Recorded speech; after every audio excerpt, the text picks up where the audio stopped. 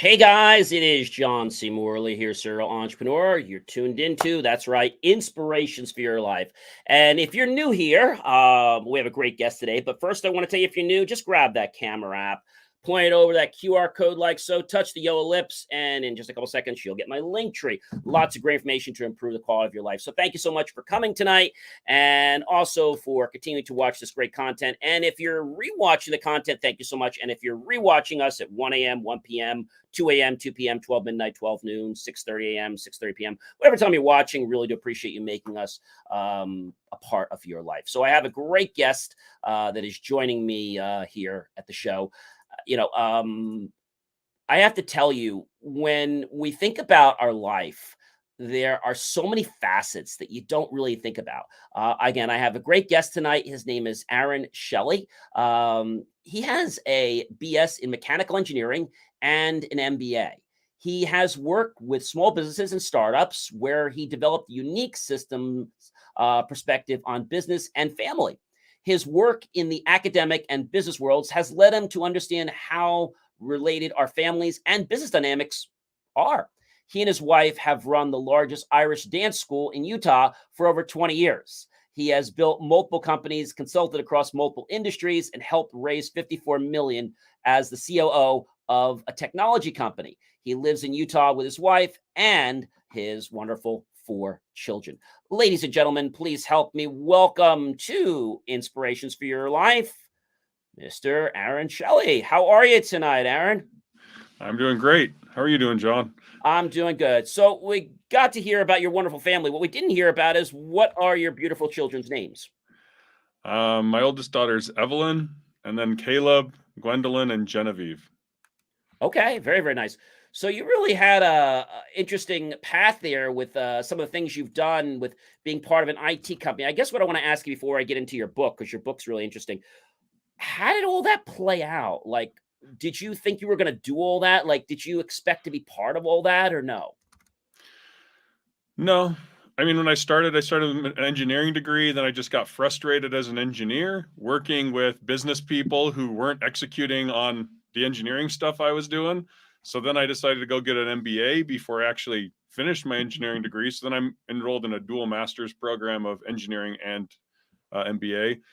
And then it's just kind of been working through, with the Irish dance business. That was an option when I left the MBA. So I didn't really think, oh, we're going to do this. My wife and I just decided, hey, we have this business. Should we leave it and go, pursue the normal MBA route where you just go work for large companies, or should we build this up and kind of have this asset? So it's been this winding road of working with smaller companies. I mean, I worked with some bigger companies early on in my career, and now I'm more focused on a lot of the smaller companies.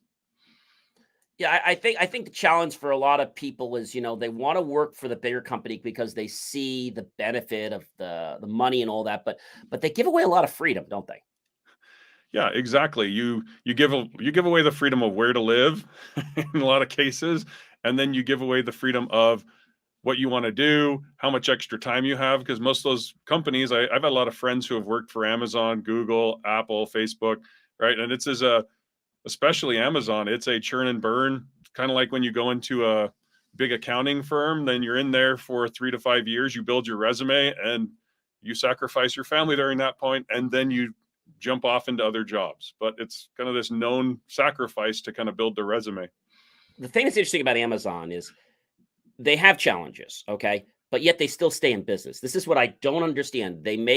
Nobody is perfect. I'm not perfect, but I mean, they make a lot of mistakes. And I don't understand. Most companies could not survive with those kinds of mistakes. They'd be out of business. Yeah, I think the more you've looked at it, actually, as I've looked at even entrepreneurial stuff, but also all these other companies, what did they call it? Like, there's certain names. There was the Google graveyard for all their ideas that they've killed. There's the Microsoft morgue, I think was a term. Even Yep. Apple, everyone talks about all the Apple products. Oh, they're so great. But then you look back at the Apple Newton and a lot of things they tried. So all big companies, in order to get big, have to continue to innovate. And in that innovation, there's just a lot of unknowns, and you will fail. So I think it's a known in those bigger companies as you study them. But a lot of times early on in your career, you think, oh, they're so big and they never make mistakes. So I think you got to have that same level of grace with yourself if you're going to be an entrepreneur of, okay, there's going to be some failures here. And if I'm not failing, I'm not trying.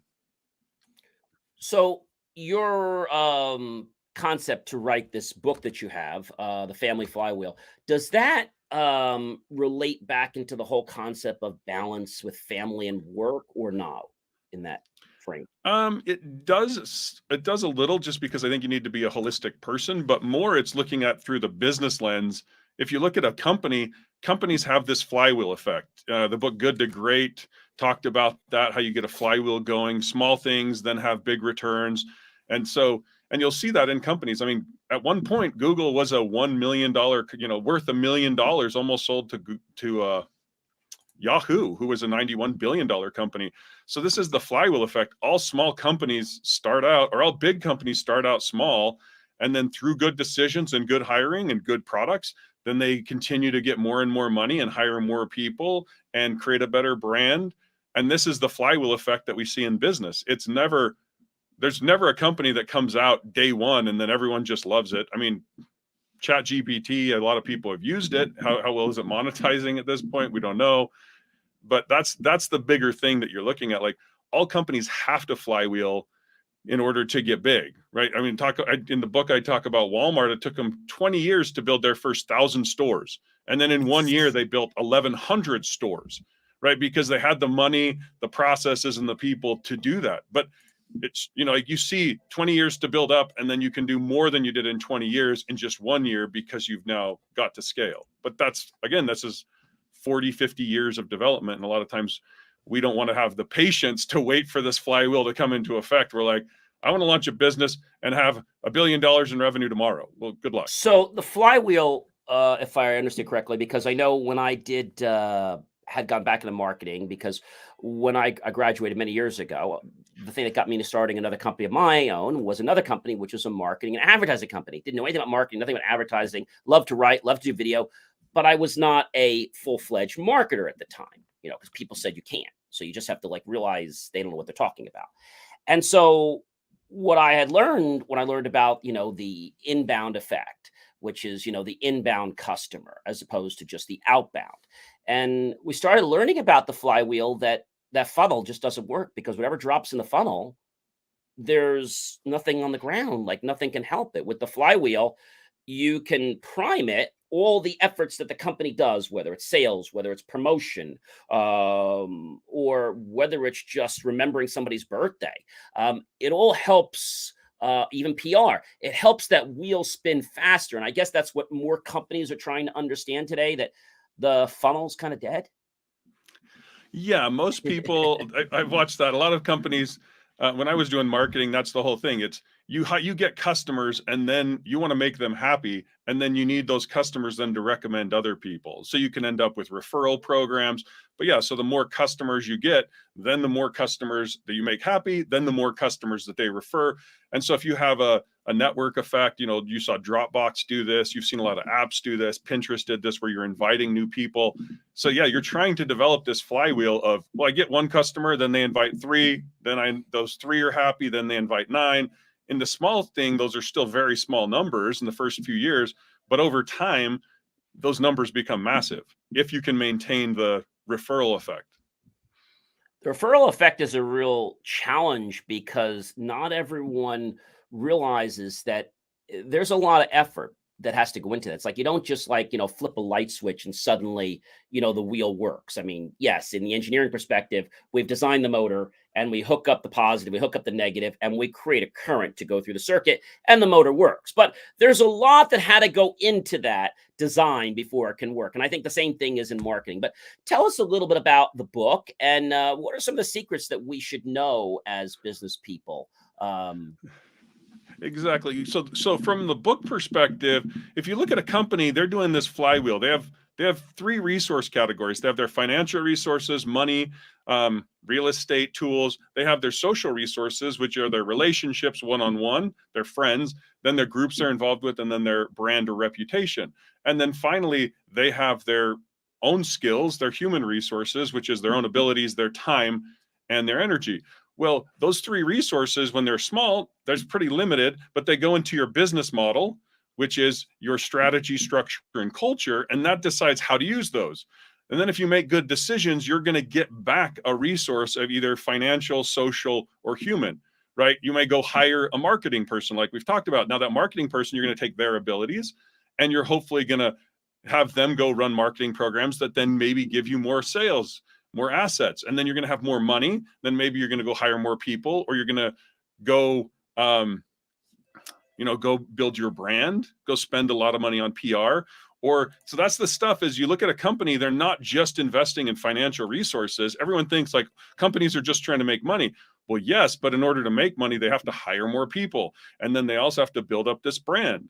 And there's this social resource category that everyone in the business world understands, which is marketing, sales, and your brand. But when we go over to the family side, we have those same resources. We have the financial resources, we have our social resources, and we have our human resources. And we have the same type of business model. And if we ignore those social resources, which a lot of people lately are doing, where they're just trying to, I just want to make money. So I just go to work, make money. But then they're not, and as the family, investing in the community, investing in those relationships, then they don't get these outsized returns, right? Because the social relationships are where you start to get network effects. And that's what I've seen. I mean, I've got a number of my jobs. I don't know what your experience is, but a lot of people that I've consulted with are my friends or people I've worked with before. And so that's the type of thing where I think families have stopped largely investing in social connections, which is why we see our communities having issues, which is why we see divorce rates up, because they're not understanding in a business, you have to invest in those social resources. Now, the challenge in a family is very similar to a business. Whenever you're investing in quote unquote like PR, or even you're investing in the brand, like if you look on your balance sheet, if you're Nike, how much is the brand worth? They just have a line item called goodwill, and they kind of estimate it to work it out, but it's just a made up number because no one really knows how to quantify how much the brand is worth. And it's the same in our families. We don't know how much our relationships are worth, but if we don't have them, a lot of times we'll have mental health issues. And if we don't have them, we may not get opportunities. And we never know, because what they say, if you don't have it, you can't appreciate it. So once you've lost it, then it's like, oh, I didn't realize how valuable that was to me. But you can't go back and get it. So what do you think is the number one thing that causes, let's say, businesses that have been in business for a while, what puts them out of business? Is it lack of funding? Is it lack of experience? What do you think is the number one reason that shuts people down today? If you're an entrepreneur in the very early stages, that you just can't find enough people who want to buy your product. And that could be because your product's just not meeting their needs, or it could be that your marketing's not set up and you can't find them at an affordable price.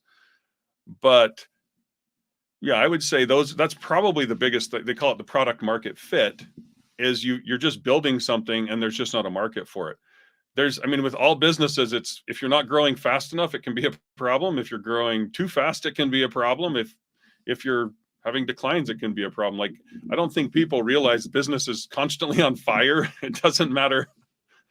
It doesn't really matter what it is, but there will always be problems. So yeah, I think I like to say there's always going to be challenges, and we have the ability to look at those challenges and say, hey, how can I solve that? And I tell people, if you're not passionate enough to get out of bed every morning, then you shouldn't own a business. Yes. And sometimes the business forces you to get out of bed because the phone's ringing, right? So there's this point early on. A lot of times I don't think people realize the demands. When you're in a job, a lot of times you can kind of turn it off. But when you're in a business, you own a restaurant, people don't show up. You've got to go take their places. I own an Irish dance business. People don't show up to teach. My wife has to go teach all those classes, right? If there's snow, it's got to get cleared. Like, if there's whatever problems there are, they have to be dealt with. So I think a lot of people, they kind of want, I don't really want to own a business. I want to have this great life and I want the rewards of being an entrepreneur, but I don't want to have to take the risks and the pain of being an entrepreneur. The other thing I've noticed too, Aaron, is that a lot of these times people have businesses, it's like people that are in businesses and you have friends with people that own businesses, that works well. But Mhm. when you have friendships with people that don't own a business, not that there's anything wrong with it, they don't get it. They don't understand that, I got to get home. I got to be here early in the morning. I have things to do with my staff, or we have year ends to close out, or we have monthly reports, or they don't get it. And it's not to be nasty, but this is why I think sometimes being friends with people that are not in the, let's say, owners, or what I like to say is the entrepreneurial circle, doesn't always work because they always feel like, you're never giving them time. And I think they're the only ones that really understand the problem. The other things I find out is that people that are in business today, you know, whenever somebody else needs something, they have their hand out. And an entrepreneur is always the first to want to help them. But how many times, Aaron, can you honestly say that those same people, your hand's not even out yet, they're walking away? Well, can you help? Oh, I got a million things. I didn't even ask you yet, but you're already walking away. Yeah, it's very difficult to help people. Yeah, as an entrepreneur, your whole goal is trying to create solutions and help people, and then and sometimes they're not even interested in the solutions. And so I think it is a challenge. And I think to your point about the business, I think having a business is like having a small child, right? When you have a small business, it's kind of like you have a newborn or a 2-year-old. You don't get to just leave it. It's got to be attended to all the time or it will literally die. And I think it's kind of the same when you're a parent and you have a small child. A lot of the people who are single, they don't get it either. They're like, well, why can't you do this? No, I got to get the kid to bed at this time, and then I got to get it up. If I don't, it's going to be a nightmare. So it kind of has this duality where when you're in a business, you got to keep it going. It's kind of the flywheel in the early days of the business. It's like you're manually spinning it with your hand, all of your work day in, day out, and it can't just be neglected or it will slow down and stop. And then you're like, wow, now my sales pipeline's dried up. Now my marketing's done. Oh, I've got big problems. And like, there's always longer term consequence. In the short term, when you're the entrepreneur and just a few people there, it really is, you're just trying to keep the thing going so You're that it trying to hopefully spin that can. wheel manually. There was no power wheel back then. It's like, all right, I'm gonna spin the wheel. Uh-huh. Like But the those more homemade people you carnival. hire, the more people help you spin it. And that's the great thing. And then it becomes harder. Like once you get your company, I started with this company I was last with, we had about 20 people and it was just like constantly doing it. We grew it in the last 3-4 years up to about 180 people. All those people are now working on it, right? You now have all this other energy and momentum. That's the other thing with the flywheel from an engineering standpoint. Once the thing is going, it's hard to stop because it has so much energy. And it's the same with businesses. You look at Apple or Google and you're like, you guys have billions of dollars and hundreds of thousands of people working. It's going to be hard for you to go out of business. It's not going to happen overnight. But they make mistakes too. We all know they make mistakes. And without getting Mm-hmm. into their exact mistakes, I can just tell you one of them uses a lot of contractors. Now, one thing we are is we're small and we're growing, but we pride ourselves in giving that same service, under promise, over deliver. You're never Mm-hmm. going to get a message like, oh, we're going to check on this one. You're going to get someone that's going to take ownership of your situation now, not, weeks from now or never. And I think that's a big problem. And, the minute you try to, I don't want to say criticize because you want to offer constructive feedback, they immediately say you're harassing them. And you know what they do? They block your call or they say that we don't want to work with you anymore. See, that's wrong just because they're a big this or a big that. And you guys know what I'm talking about. They all think that they could do whatever they want. And I think that's the problem I have. As you get bigger, it just becomes a problem of scale, right? You're sitting there like, I can't, when you're young and you're working with your first 10 customers, first 100 customers, whatever, you can usually deal with all those on an individual level. And then when you see these companies that have millions or hundreds of millions of customers, then it's like, well, we have to find ways that'll scale. Otherwise, the whole system will break down. So yeah, they tend to have to treat you much more like one of many instead of the one of a few, which you were before. I think that's a challenge for people and they don't quite understand it. But what gets me is when somebody's doing a simple campaign and they can't even spell the name of your town correctly and confuse it with a town that's not even 20 miles close to yours. And they start, you guys know what I'm talking about. you start to believe that they know what they're talking about because you kind of believe the Kool-Aid's better on that side, but really they don't know anything better than you do. What they do know how to do is how to spend your money faster. And their solution is, well, you need to just spend more. No, you guys need to know what you're doing and you're fired. And I think that's the biggest problem. Same thing I had happen with me with the marketing company. When I walked into that office one Friday morning and I knocked on the door and I said, good morning, guys. Just want to say thank you. We had a great run and we're done. It took me 45 minutes to get them to understand they were fired. I finally had to say the words, you're fired. Oh, well, you mean for this no, you're completely fired. Oh, well, we're going to give you a discount. It's too late for discounts. It's too late for rebates. It's like, that should have been done years ago. Like, well, we didn't know you were this disappointed. I was this disappointed. I've explained to you how much money I've spent and how I've been putting my shirt into this, and you guys do nothing. And all you do is, if I give you, I'm going to use this example. If I give you a small check, let's say the check was $100. I'm just making it up. You would come and bring me a box of Dunkin' Donuts. If I gave you $250, well, let's go do lunch. If I gave you the $900, $1,000, well, let's go do something at Ruth Chris. Now, you think I'm kidding you. One time I said to the lady, I'm going to send you a check for $100 and we'll do, thing. I didn't. I sent her a check for the $900 or the $1,000. She calls me back. She says, oh, John, she says, Brian's got a slight situation. His car is in the shop, and then his wife has the only car. So he has to take his car, which is her car, drive home, take her son to the only appointment they have. And he's actually going to be busy at lunchtime too, because our head boss is coming in. But I've arranged you guys a nice, great meeting to go over your stuff at 9:00 at Ruth Chris tonight. And you can't make this crap up. You can't make it up. And when I started seeing that people did this, I said, John, you're making this up. Like, you can't. But they're doing this. They're literally treating you based on the dollar you spend. Now, I always thought that whether you spend $1 or $1 billion, you still should get good service, right? Granted, the one that spends $1 billion might get a little bit of a few extras, but you still should do the work. If I contract you to do $500, whether I spend $500 or I spend $1 million, I still should get the same quality of work. I get less work or more work, but I still should get the same quality of work, right?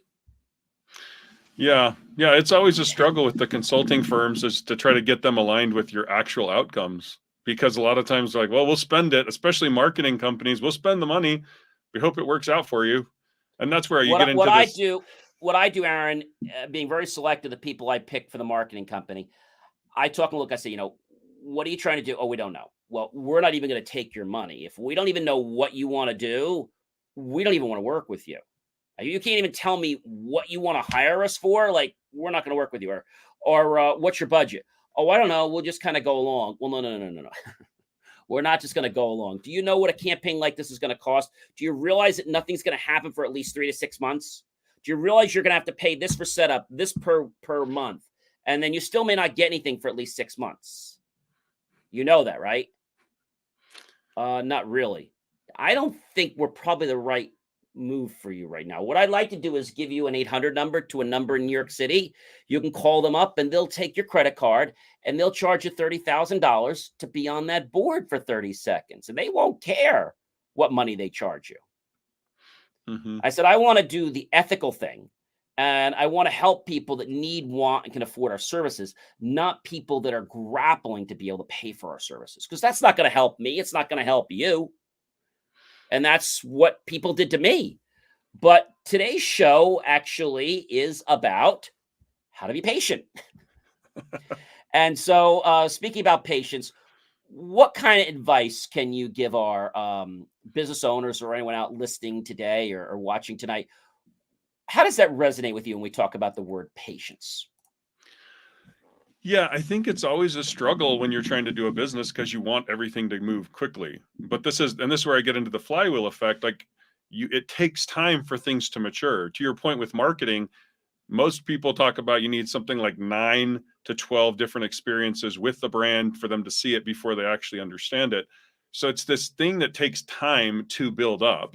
And then once it's built up, then you start to see a lot of the what they call social proof in there. So that's where I think a lot of the problems are, is people want the results now, but that's not how a flywheel works. You got to build up some of the speed, and then over time you'll see those strong results. And that actually is interesting with most companies that I've looked at that have gone really well. It takes a lot of time to figure them out. It's kind of like we're talking about with this wheel. How do you generate energy? Well, maybe you do marketing, but what is your segment? Who do you figure out? How many people are there in that segment? Do you find other ways to market? So it's continuously learning. And then how do you service them? To your point, like if you have customers who go and say, well, they didn't think we had a good plan, therefore they didn't service us, they didn't take our money, then you're building up your reputation, and that reputation takes time to build up.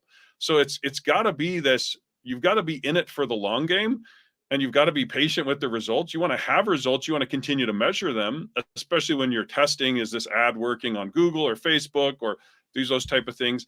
But it's really like, this is not, you're not, if you think you're going to be the special one who goes out there with some message, sells it, everyone all of a sudden buys it, and it just works so well, then you're just deluding yourself, right? This is a long game. You don't have a special Kool-Aid that everybody's just going to buy. And if they do buy it from you, then it's going to be like not right away. You know what I'm saying? It's going to take some time because, you know, if they buy it, they're going to be disillusioned. But you know what I like to think about this, about, Aaron? And that's a swimming pool. Anybody ever had a swimming pool before? Or if you ever work with a pump. So no pumps that pump water will just pump on their own.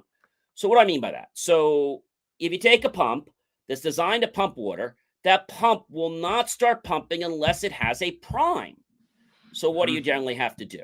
You generally have to put enough water into the skimmer basket or to the little manifold of the pump so it has enough to pull. Then that can start to create thing to start pulling out. So like with your pool, for example, you've got water in the hose, but even though there's water in the hose, there still isn't enough in the pump to bridge the gap, or it can't go from here to here to pull the water. It'll just burn your pump out. I think that's what people do every day. They just try to siphon water, or they try to get things to go, but they have nothing to make it stick. It's like taking a sign and they want to stick it to a board, but there's no cork, there's no sticker, and there's no magnet. So how do you stick it? Yeah. Going back to on your pool metaphor, I helped my father-in-law install a pool. So when you have a pump, you have one of two reasons. You're either trying to pump it to heat, or you're trying to pump it to clean your pool, right? Yes. So if you look at it in those metaphors, just because you get the pump going doesn't mean you're going to suddenly have a warm pool, or you're suddenly going to have a clean pool. A clean pool. Once you get that going, it's going to take usually a few hours, if not longer, to get that all cleaned up. And it's even worse if you have an algae bloom, then you got to treat it with the different chemicals. So that's the type of stuff where you got to get it primed. But then once the thing is going, it's like, well, you get your first sale. Great. Now, can you just keep getting your second? Now, can you go through and service them? That whole process is going to take a long time. And to me, it's the same with your family. It's like your relationship with your spouse is not super good to begin with. It takes time to work through a lot of the different conflicts and things. And so it's this whole idea of you got to be patient as you go through. You got to take action. I don't like the idea of just, I'm patient, so am I patiently sitting next to the pump hoping it works? Or am I doing the work to get it going and keep doing the work to get it going? And then I'm patiently waiting for those results. But it's all about, it's just like lifting weights. You don't lift weights once and then you're like, great, I'm done. No, there's a patience slash perseverance that goes with it, where if you're doing the right stuff and you keep doing the right stuff over a long period of time, you will be successful. But that does not mean much in the short term. The short term, it's going to be a grind. It's going to suck some days. You got to put that time. You got to put the effort in. Just like if you started that pump, and that pump has motor, you got a cost going on while that pump is running, and you're not going to see the return a lot faster than in a business. But you're not going to see it right away, and you're like, oh my gosh, like what's going on? And I still don't see it. Or the best analogy I can give you is when you put a liner, if you ever put a liner in a pool, well, that doesn't suck to the edges really quickly. It could take hours for that thing to suck to the sides. And then you got to make sure all the bubbles are out. And you're like, oh, gee, this is just a real waste. All this noise and this motor running. And it's like nothing's ever happening. But suddenly, oh, guess what? I'm starting to see the edges they're starting to flatten in the deep end. They're just very slowly starting to flatten. And I think that's the same thing in our life is that, we keep doing things day in and day out, but we don't see the results. And that leads me to something is we have to have faith. So we have to have patience. We have to have faith.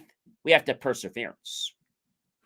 Yeah. Well, and I think it's also useful to have a mentor who's kind of been through that so they can tell you, are you doing the right thing or you just think you're doing the right thing, right? There's some places where you can guess, but at some point, this is why I also, in my book, I talk about businesses have to have a feedback. Like if I did this work so that I could get increased sales and then the sales just aren't coming, like, okay, I'm not going to have a lot of sales in the first month. Great.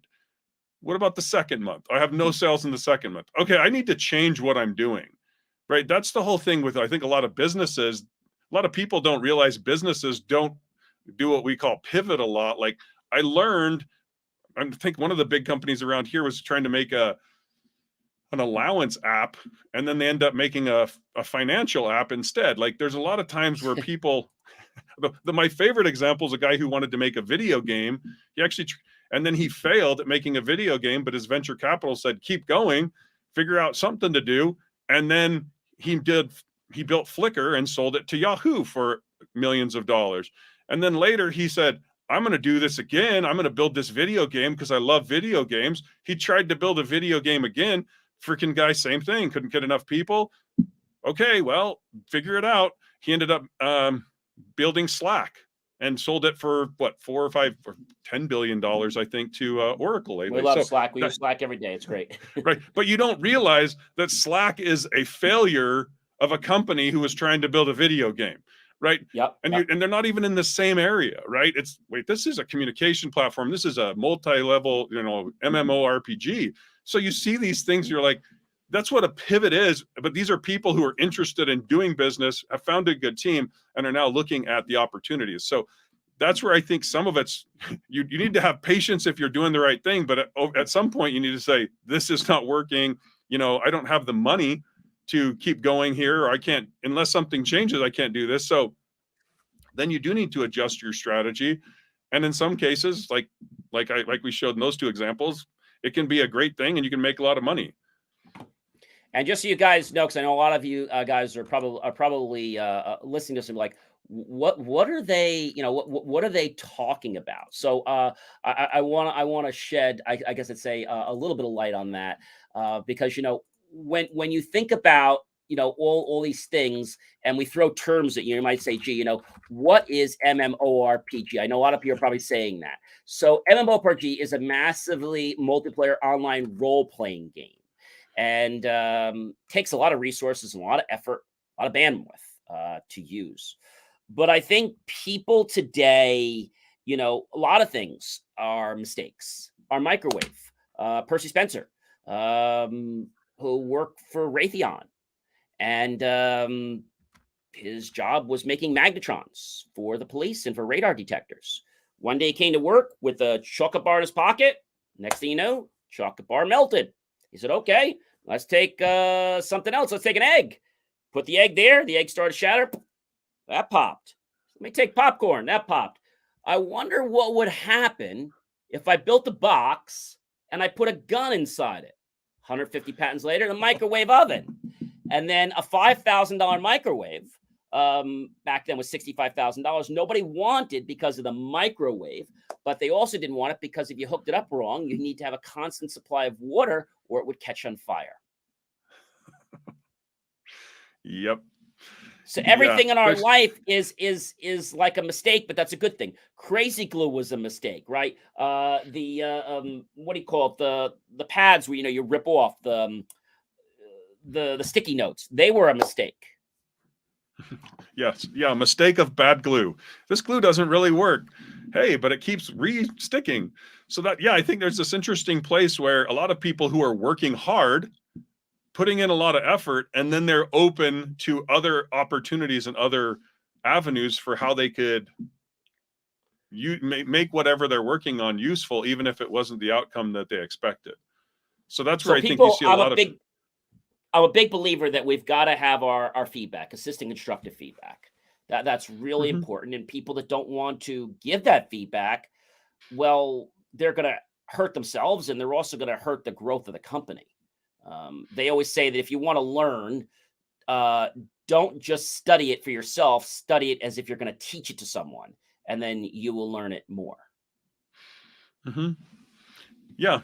Yeah, there's a whole point in that giving those feedback loops are so important because I mean, the business environment changes. We saw even with Chat GPT coming out, Google Yep. was saying like, what does this mean to the whole market? And everyone's like, the old strategies aren't going to work. We have to continually learn. So that's the place is most companies will continuously use the same business model, right? Keep selling iPhones until they're like, wow, we've sold it. And now the market's getting more saturated. We're not getting the same uptick.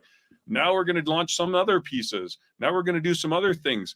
So you keep using a successful business model, but as soon as there's hiccups and you start seeing things that aren't going the same way that you would expect, then you start to go, well, how do we need to adjust our strategy? And that's where I think, some of this Chat GPT and the AI stuff is going to have some very impactful consequences on society. So even though you were doing something one way, that way is probably not going to work in the future.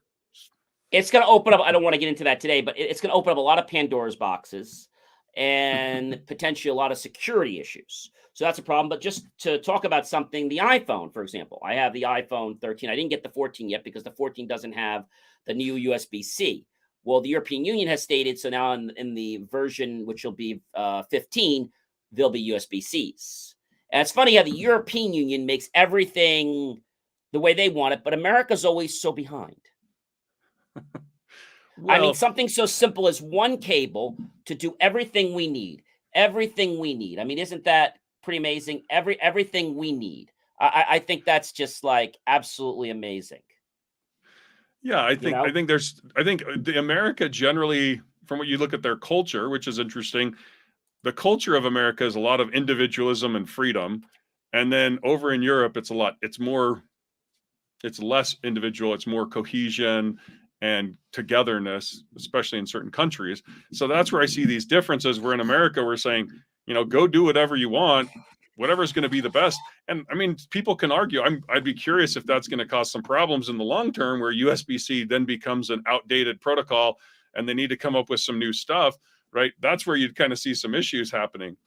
they're saying no because they've worked very hard on these several new protocols, which are starting to be rolled out, and they've even rolled out a special one for power. So I think they've covered all that. But the only thing I see a problem with is that when you roll out that last one, you're going to be able to plug in something that could take full voltage for a computer, and there should be some safety mechanism. Otherwise, Oh you're going yeah. to have a fire. There's no safety mechanism to say, hey, I shouldn't be sending this power. This cable's not like safe enough. See, they Yeah. thought they missed it. Kind of like the way the people that did the Internet of Thing devices that had problems with the IV therapy machines and had people be able to hack them, or the kid baby monitors. They just didn't think about that extra step, right? Yeah. Yeah. The security tends to be a lower priority for people, especially in the US, right? Security and safety tend to be lower priority for some reason.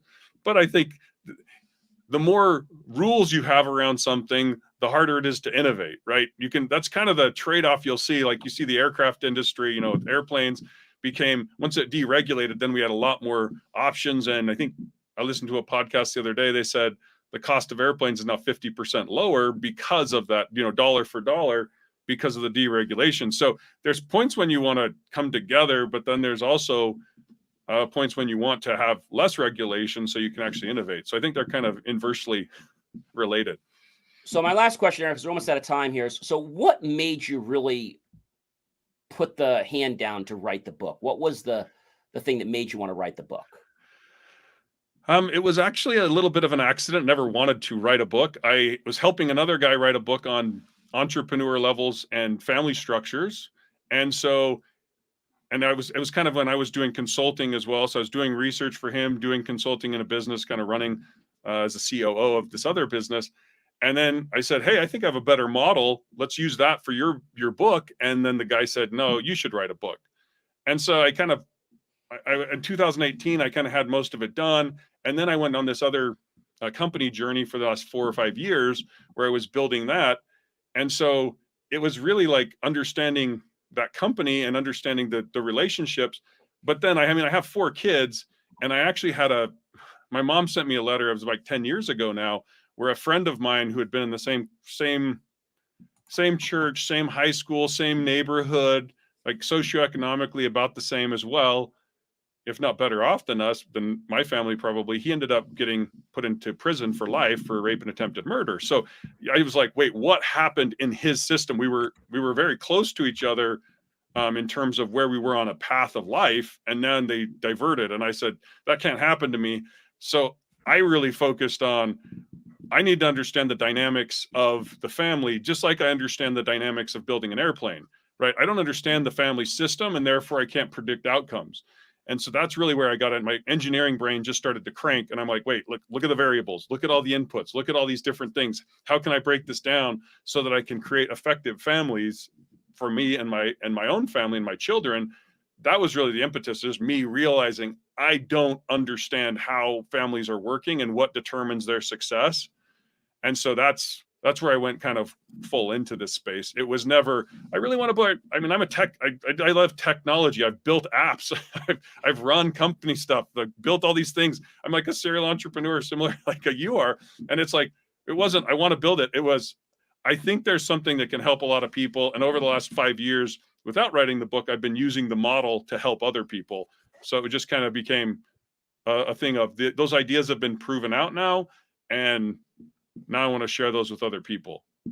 And the book, actually, which, by the way, Aaron wrote, you definitely want to get yourself a copy and get it on Amazon. It's The Family Flywheel. I think the book will actually teach people how to be a little more patient, because now they might know what variables to look at. And if they know what variables to look at, they potentially can alter them. Aaron, it has been a real privilege and pleasure to have you on Inspirations for Your Life tonight. Is there anything you'd like to share with my guests before you go today? I would just say, be careful when you're in your life, when you're only trying to get additional money. Make sure you're investing in your relationships, because those will pay off in ways that you can't know. I've seen it in my own life, so much money and wealth. So focus on developing those social relationships, not just on making more money. Aaron, thank you very much for your time. I really do appreciate the great conversation and what you've shared with us today. And also a very interesting book that he's written to help you guys figure out what are those missing variables that we actually have the ability to affect in our lives. Now, some of you are not engineers like us, but what we're really trying to say is, what's the stuff that's causing you to have problems at home, or what's the stuff that's going to keep harmony? That's really what we're trying to tell you. Thank you so much for joining us. You know, we'll continue the whole master topic of how, yes, to be patient. There's a lot more we got to talk about this week in being patient. I'm John C. Morley, serial entrepreneur. And again, thank you so much, Aaron, for joining us and giving us some great insight on a very serious problem that affects not only people's personal lives, but their marriages and their home family life as well. So thank you so much for joining us today. Yep. Thank you. It was fun.